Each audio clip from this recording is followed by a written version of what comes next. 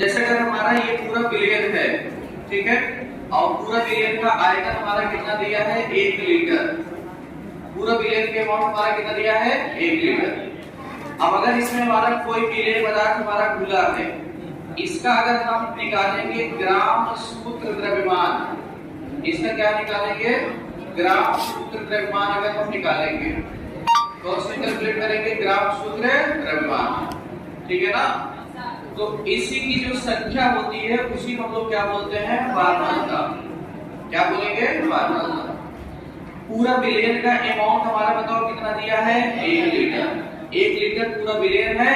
अब इसमें जो बिलियन है इसका हम क्या निकालेंगे ग्राम सूत्र द्रव्यमान। ग्राम सूत्र द्रव्यमान निकालेंगे तो इसी को हम लोग क्या बोलते हैं फार्मूला, ठीक है ना। जैसे मोलरता के केस में हम लोग क्या निकाल रहे थे बताओ मोल। मोलरता विलेय पदार्थ के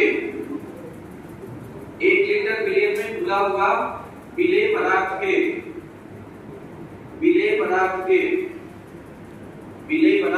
के ग्राम सूत्र द्रव्यमानों की संख्या, ग्राम सूत्र द्रव्यमानों की संख्या, ग्राम सूत्र द्रव्यमानों की संख्या को, ग्राम सूत्र द्रव्यमानों की संख्या को, ग्राम सूत्र द्रव्यमानों की संख्या को बिलियन की फार्मूला कहते हैं। बिलियन की फार्मूला कहते हैं। ग्राम सूत्र द्रव्यमानों की संख्या को बिलियन की फार्मूला कहते हैं।